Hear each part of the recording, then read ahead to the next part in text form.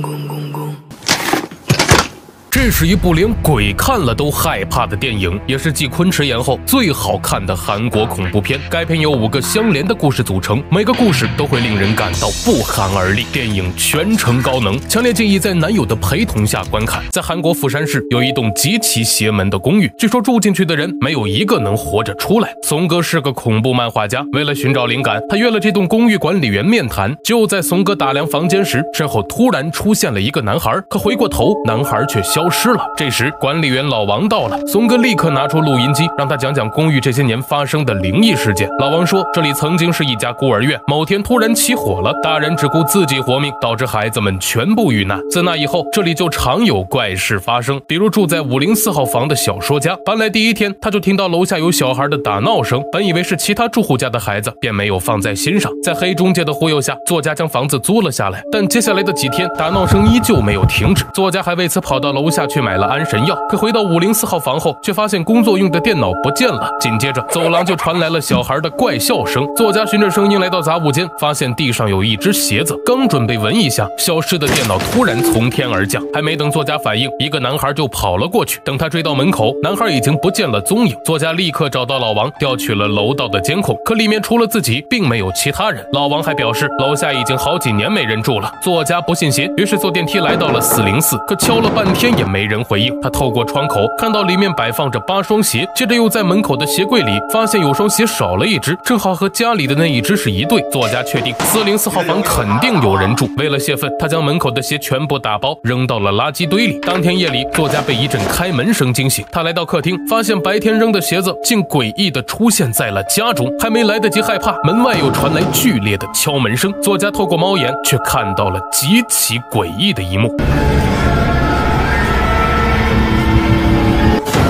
作家吓得连连后退，刚好跌落进散落的鞋堆里。这时头顶再次传来怪笑声，他循声望去，发现一群小鬼正站在天花板蹦迪。听完这个故事，松哥立刻回工作室查了一下，发现还真有那个作家，不过在2年前突然失踪了。几天后，松哥再次拜访老王，想了解更多公寓的灵异事件。老王往沙发上一靠，然后讲起了第2个故事。907号房住着一个名为阿美的女人，她私生活混乱，勾搭了一个有家室的男友。她的工作是药房收银员，之前还卖过头疼药给小说家。这天，男友突然上门，说要在这里住2天，并叮嘱她不要告诉任何人。阿美被喜悦冲昏了头，完全忽视了男友的异常。到了半夜，阿美被一阵声响吵醒，她来到客厅，发现浴室里竟然有一道黑影。阿美吓坏了，男友明明在睡觉，那里面的又是谁呢？她壮着胆子猛地打开房间，可里面除了一台收音机，并没有其他人。隔天一早，阿美照常上班，刚到药店就碰上了2名警察。原来男友涉嫌谋杀妻女，正被警方通缉。即便是这样，阿美也没有透露男友的下落，而是立刻回家，准备跟男友亡命天涯。此时男友正在洗澡，地上还有一些带血的衣服。阿美急得不行，但男友却一直重复着一句话：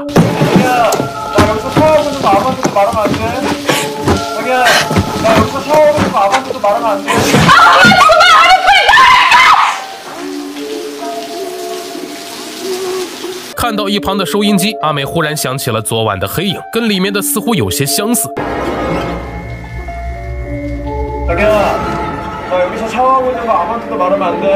就在这时，门外传来敲门声。阿美透过猫眼发现门外的竟然是男友，她感到莫名的恐惧，怎么会有2个男友？浴室里究竟是谁？她确认身份后，赶紧将门外的男友拉了进来。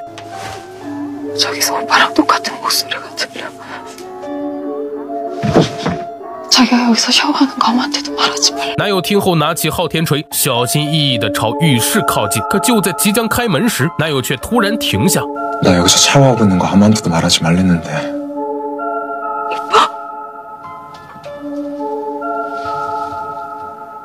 왜 그랬어? 话音刚落，整个房间就变成了血红色。只见男友提着锤子，露出了诡异的微笑。松哥听完这个故事，觉得太刺激了。为了搜集更多的创作素材，松哥找到黑中介阿伟，他也是这栋公寓的住户。为了提高业绩，阿伟可谓是不择手段。小说作家的房就是他给推荐的。阿伟是一条单身狗，唯一的陪伴就是他的人偶老婆。这天，阿伟买了一条手链，刚准备给老婆戴上，到了半夜，阿伟被一阵水声吵醒，来到厨房才发现洗碗池被堵住了。隔天一早，管道工人上门维修，在里面掏出了一卷女人的头发。阿伟怀疑是上任房客留下的，便没有放在心上。晚上，阿伟将老婆打包好，准备返厂维修。这时洗碗池里发出声响，走上前一看，发现又被堵住了。他刚要联系白天的管道工，床上的老婆竟然不见了。这时一只手从洗碗池里冒了出来，阿伟仔细一看，手又消失了。第二天，同事说公寓前2天又死了个人，据说那栋公寓以前是广灵教信徒的聚集地，后来整个教会的人集体自杀，才发生了许多灵异事件。阿伟可不管这些，他只需要把房子租出去，提高业绩就行。不久后，阿伟新买的老婆到了，为了庆祝第一次见面，他还安排了烛光晚餐。就在这时，洗碗池的声响吸引了他的注意，他回过头，老婆的脸竟然换了方向。阿伟顺着目光看到洗碗池里有颗脑袋，他上前查看，发现正是消失的前妻。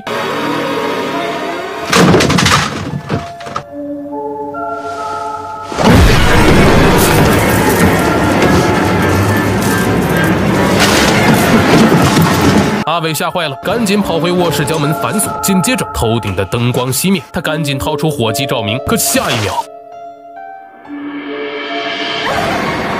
从那时起，阿伟就不敢踏入公寓半步，中介公司也倒闭了。松哥听完对方的故事，立刻回到工作室开始创作。出版社看过样稿后，表示非常满意。为了挖掘更多素材，松哥再次找到老王，恳请他多说一点。见年轻人如此执着，老王便讲了一个关于604号房的故事。小帅刚从国外留学回来，由于无处可去，只好来到朋友石头家暂住。他刚走进房间，就看到墙壁上布满了霉菌。石头拿出泡菜招待小帅，当盒子掀开，里面的饭菜都长毛了。小帅光看着就觉得恶心，可石头却吃得津津有味。隔天一早，小帅在药店买了一瓶除霉剂，把房间里里外外都打扫了一遍。清理到最后一个房间时，发现里面全是黑色斑点，墙上挂着石头家的全家福，已经看不清是人是鬼。小帅没有多想，把这间屋子也清理了一遍。不久后，石头回来了，看着焕然一新的房间，他显得异常愤怒。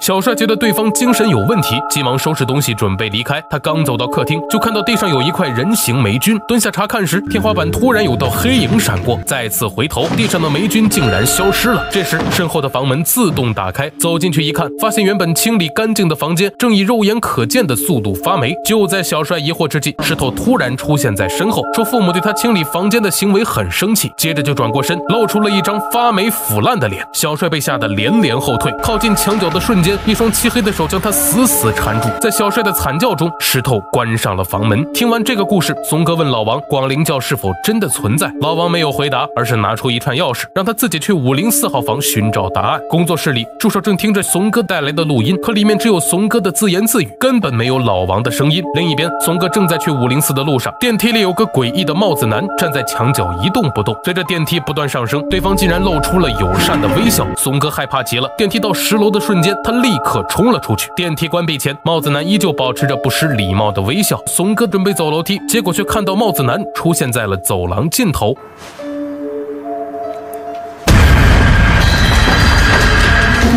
松哥拔腿就跑，帽子男紧跟其后。慌乱之下，他钻进废弃的柜子，才躲过一劫。不久后，松哥成功来到504号房，房间里挂满了符咒，看上去极其诡异。这时，他看到地上有一盒录音带，播放录音后，里面传来了老王的声音。他讲述起了最后一个故事。原来，老王并不是公寓的管理员，而是这里的一名租客。他搬到这栋公寓是为了盗取广灵教教主的财宝。当年那些人自杀后，财宝始终没有找到。5年前的一个晚上，他带着开锁匠帽子男潜入了教主家中，两人发现一具干枯的尸体，脚上还绑着铃铛。据说邪教相信人能死而复生，铃铛则起到牵引灵魂的作用。老王在尸体口中取出了一把钥匙，接着在一个柜子里找到了无数的钞票。老王欣喜若狂，疯狂往袋子里装钱。就在这时，帽子男突然听到一阵铃声，紧接着老王就消失不见了。帽子男下意识想逃，但看到地上的钞票又折返了回去。然而钱还没装完，铃铛声再次响起。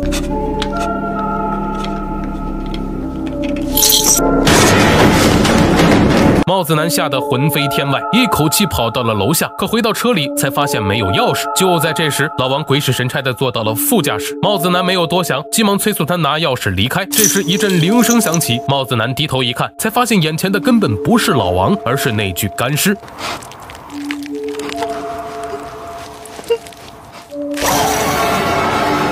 听完老王的故事，松哥面前的柜门突然打开，就在他愣神之际，那具干尸已经来到了身后。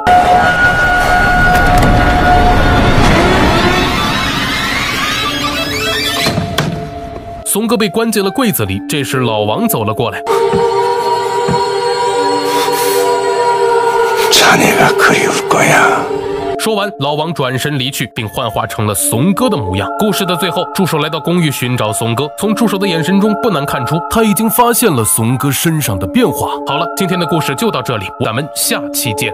嘿嘿。